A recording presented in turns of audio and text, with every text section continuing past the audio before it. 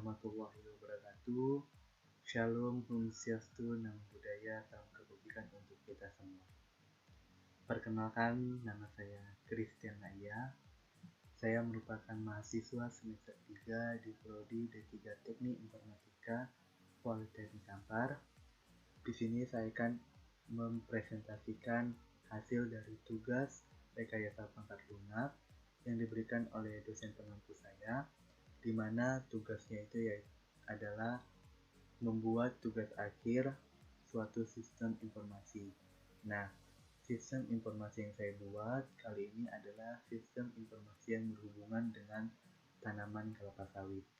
Judulnya itu ialah Sistem Informasi Kesehatan Tanaman Kelapa Sawit berbasis website pada PT Mutiara Unggul Lestari. Tanpa memperpanjang mukadimah atau perkenalan diri saya, sebaiknya langsung saja kita ke materi presentasi saya. Yang pertama yaitu adalah latar belakang. Perkembangan teknologi dan sistem informasi sangat cepat.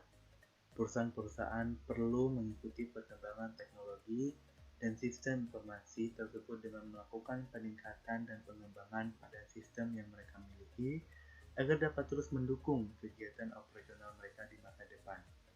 Perusahaan paham bahwa sistem informasi yang baik akan membuat mereka dapat bertahan dan kompetitif dalam kompetisi dunia global.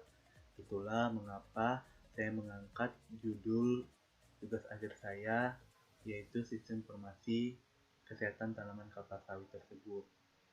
Nah, kenapa saya memilih PT Mutiara Unggul Lestari? Karena PT Mutiara Unggul Lestari merupakan salah satu contoh perusahaan perseorangan yang bergerak di bidang manufaktur pengolahan kelapa sawit dan juga perlu mengikuti perkembangan teknologi dan sistem informasi sesuai dengan era masa sekarang ini. Hal tersebut dikarenakan PT Mutiara Unggul Lestari harus mampu mengelola arus tanaman kelapa sawit maupun arus pemeliharaan tanaman kelapa sawit tanpa adanya kesalahan. Yang selanjutnya yaitu adalah rumusan masalah. Berdasarkan latar belakang yang telah dijabarkan di atas, maka perumusan masalah dalam pembuatan sistem informasi kesehatan tanaman kelapa sawit berbasis website pada PT Mutiara Unggul Lestari dapat disimpulkan yaitu bagaimana sistem informasi kesehatan tanaman kelapa sawit berbasis website pada PT Mutiara Unggul Lestari tersebut bekerja. Selanjutnya itu adalah tujuan tugas akhir. Adapun tujuan dari dilakukannya penelitian ini yaitu antara lain yang pertama, merancang dan membangun suatu sistem informasi kesehatan tanaman kelapa sawit berbasis website pada PT Mutiara Unggul Lestari yang berguna bagi pihak intern untuk mendapatkan informasi mengenai tanaman kelapa sawit di perkebunan milik PT. Yang kedua, untuk mengetahui dan memahami mengenai kinerja dari sistem informasi kesehatan tanaman kelapa sawit berbasis website. Selanjutnya yaitu adalah batasan masalah. Berdasarkan penjabaran dari rumusan masalah yang ada di atas, maka dapat diambil kesimpulan bahwa batasan masalahnya ialah yang pertama, informasi tentang kesehatan tanaman kelapa sawit yang diambil dengan melakukan survei dan wawancara dari sumbernya langsung. Yang kedua, sistem informasi dibuat dengan menggunakan bahasa pemrograman HTML atau Hypertext Markup Language. Nah, selanjutnya saya akan menjelaskan atau menceritakan secara singkat sejarah dari perusahaan PT Mutiara Unggul Lestari tersebut. Diawali dengan pembangunan pabrik pengolahan kelapa sawit pada tahun 2002 di Provinsi Riau, dan kemudian seiring dengan perkembangan usaha yang pesat, beberapa pabrik lainnya juga turut dibangun di Provinsi Riau dan Sumatera Utara hingga kurun waktu sampai dengan tahun 2014. Guna pengontrolan dan sterilisasi usaha pada tahun 2011, didirikan PT Makota Group sebagai induk dari semua anak perusahaan yang ada.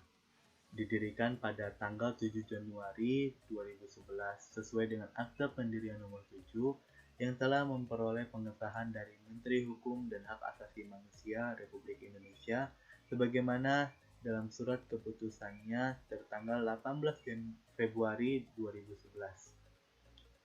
Beralamat di Grand Jati Junction, Kompleks LT3 dan LT27, Jalan Perintis Kemerdekaan nomor 3A, Medan. PT Mahkota Group Tbk sampai saat ini mempunyai jumlah karyawan kurang lebih 1.000 karyawan. Saat ini wilayah operasional dari anak perusahaan PT Mahkota Group Tbk meliputi 2 pabrik minyak kelapa sawit di Sumatera Utara dan 4 pabrik minyak kelapa sawit di Provinsi Riau serta bulking station di Dumai. PT Mahkota Group Tbk menerapkan prinsip-prinsip pengolahan minyak kelapa sawit yang berkelanjutan atau sustainable palm oil, standar kerja yang tinggi, dan juga membangun kemitraan dengan masyarakat sekitar. Keberhasilan PT Mahkota Group Tbk terbukti dengan diperolehnya sertifikat ISO dan SMK 3 pada anak perusahaannya. Selanjutnya yaitu adalah tinjauan umum. Dalam perancangan sistem informasi yang akan dibuat ini berisikan informasi terkait dengan kesehatan tanaman kelapa sawit pada PT Mutiara Unggul Lestari. Sistem informasi yang masih berjalan atau masih digunakan oleh pihak perusahaan ialah dengan sistem secara manual, di mana setiap bidang atau bagian dalam perusahaan tersebut terjun langsung ke lapangan untuk mengetahui tentang keadaan atau kondisi dari tanaman kelapa sawit tersebut. Sedangkan untuk perancangan sistem informasi yang akan dibuat ini ialah dengan menggunakan sistem secara online yang berbasis website, di mana setiap bidang atau bagian dalam perusahaan tersebut tidak perlu lagi terjun ke lapangan untuk mengetahui keadaan atau kondisi dari tanaman kelapa sawit tersebut.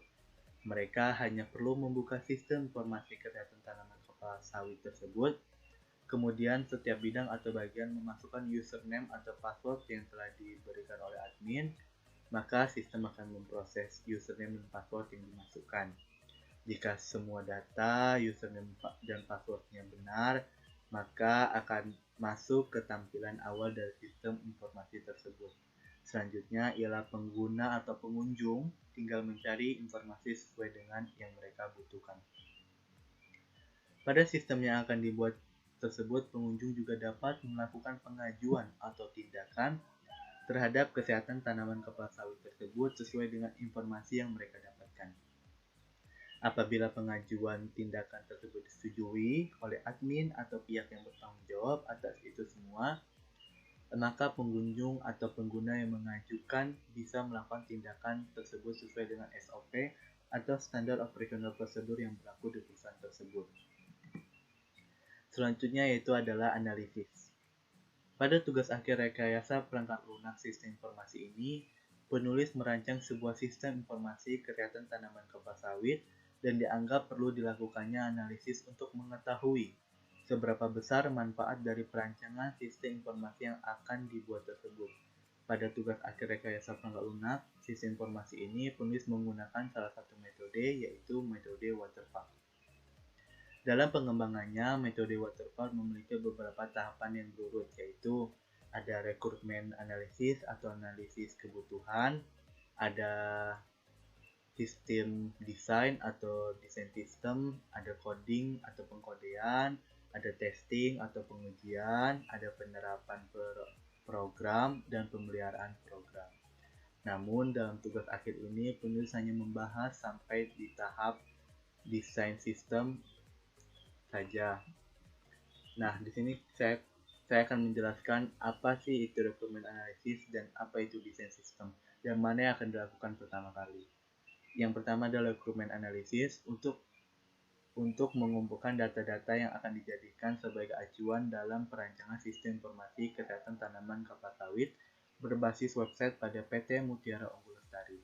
Penulis mengadakan wawancara dengan salah satu narasumber pada perusahaan tersebut, dan data yang sudah terkumpul kemudian dianalisa menggunakan metode pieces. Adapun hasil dari wawancara ini dilampirkan pada lampiran. Nah, yang kedua yaitu adalah desain sistem. Setelah melakukan analisa kebutuhan terhadap data yang sudah dikumpulkan, tahapan selanjutnya adalah desain sistem menggunakan metode UML. Proses perancang UML yang digunakan adalah use case diagram, activity diagram, class diagram, dan sequence diagram. Selanjutnya yaitu adalah analisis sistem. Yang pertama ada analisa sistem lama. Berdasarkan SOP atau Standard Operational Procedure dan hasil dari survei langsung, yaitu dengan melakukan wawancara kepada pihak perusahaan, maka dapat disimpulkan yaitu yang pertama, setiap bidang atau bagian dalam perusahaan akan terjun langsung ke lapangan untuk mendapatkan informasi tersebut.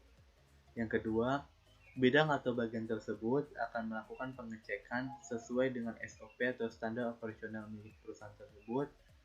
Dan jika ada tanaman kelapa sawit yang tidak layak, maka bidang atau bagian tersebut berhak langsung melakukan tindakan kepada tanaman tersebut. Yang ketiga, bidang atau bagian yang telah melakukan tindakan terhadap tanaman kelapa sawit tersebut langsung melaporkan kepada atasan mereka masing-masing.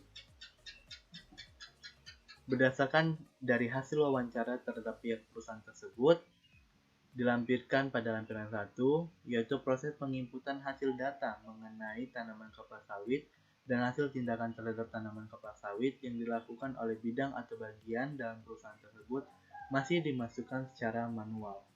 Hal ini disebabkan karena belum adanya ketersediaan sistem yang mengatur untuk menginput data tersebut.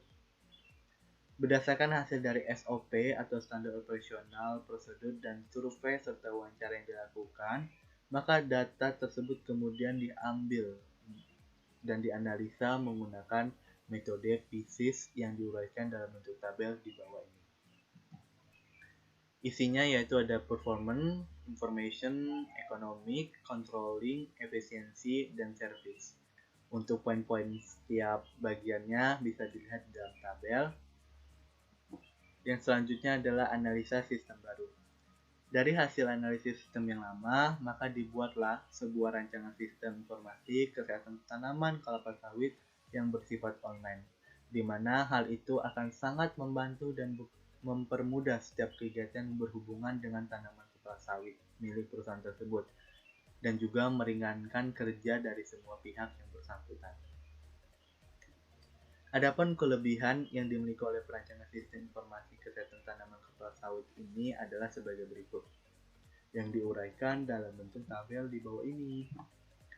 Poinnya sama dengan analisa sistem yang lama, karena kita menggunakan metode PISIS, maka ada performance, information, economy, controlling, efisiensi, dan service. Untuk poin-poinnya bisa dilihat di dalam tabel. Selanjutnya yaitu ada analisis kebutuhan sistem. Yang pertama ada analisa perangkat lunak atau software. Kebutuhan minimum perangkat lunak yang dibutuhkan untuk mendukung dalam perancangan sistem informasi ini adalah StarUML. 2. Analisa kebutuhan informasi. Untuk kebutuhan informasi yang diperlukan dalam perancangan sistem informasi ini antara lain ialah semua data yang berhubungan dengan tanaman kelapa sawit, terutama data mengenai kesehatan tanaman kelapa sawit yang dimiliki oleh perusahaan yang ada dan berjalan saat ini. Data yang bersifat soft file didapatkan dengan meminta dari pihak perusahaan yang bertanggung jawab terhadap data tanaman kelapa sawit tersebut. Yang ketiga adalah analisa kebutuhan pengguna. Perancang sistem informasi ini terdapat dua buah aktor yang akan terlibat di dalamnya, antara lain yang pertama ada admin sebagai pengelola sistem informasi tersebut secara keseluruhan. Yang kedua ada pengguna atau pengunjung, yaitu manajer kebun, asisten kepala, asisten kebun, mandor pemeliharaan, karyawan pemeliharaan, mandor harian, mandor panen, mandor lapangan, dan mandor buah.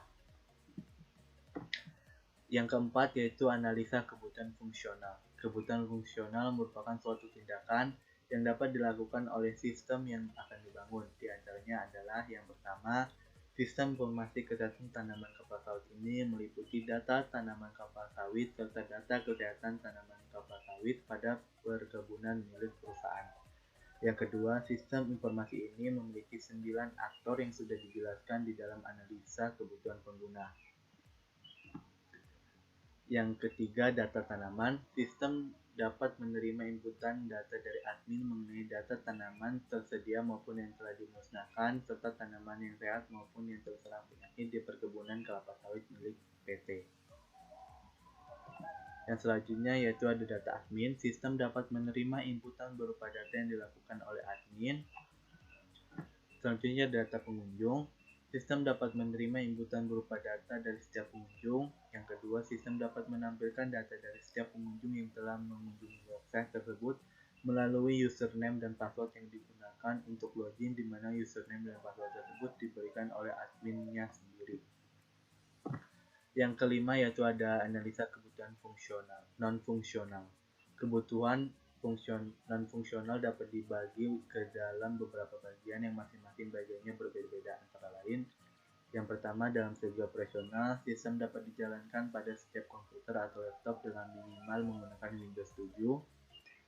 Yang B, dalam segi informasi, sistem informasi yang dibuat ini harus memiliki petunjuk mengenai petunjuk penggunaan secara detail agar tidak ada kesalahan ketika sistem dijalankan atau digunakan.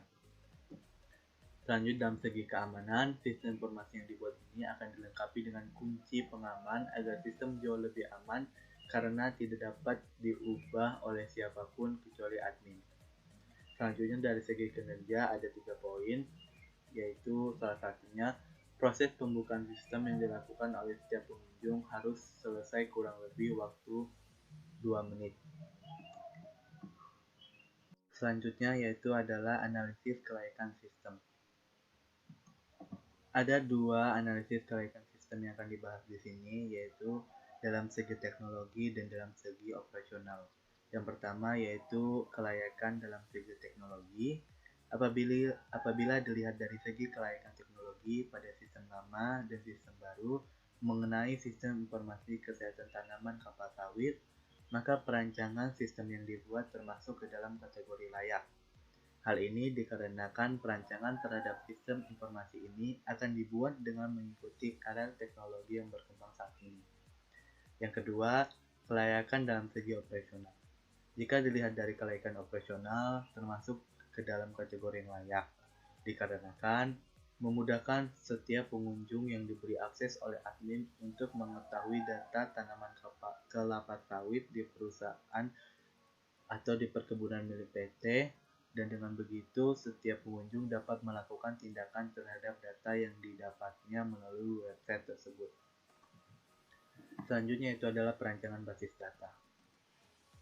Perancangan basis data ini dipergunakan untuk mendefinisikan kebutuhan tabel basis data yang akan digunakan untuk membangun sebuah basis data agar menghasilkan sistem basis data yang baik nantinya. Basis data ialah sebuah komponen yang penting karena berfungsi sebagai penyedia informasi bagi pembuat program nantinya. Dari perancangan sistem informasi di atas, maka dapat disimpulkan bahwa ada 6 basis data yang akan digunakan pada sistem informasi tersebut, yaitu yang pertama ada tabel tanaman tersedia, yang kedua ada tabel tanaman dimusnahkan, yang ketiga ada tabel tanaman sehat, yang keempat ada tabel tanaman terserang penyakit, yang kelima ada tabel admin, dan yang terakhir adalah tabel pengunjung. Selanjutnya yaitu adalah perancangan waktu pengerjaan sistem. Perancangan sistem informasi ini dibutuhkan untuk mengatur sejauh mana perkembangan dari perancangan proyek yang dibangun nantinya. Untuk waktu pengerjaannya dapat dilihat pada tabel di bawah ini.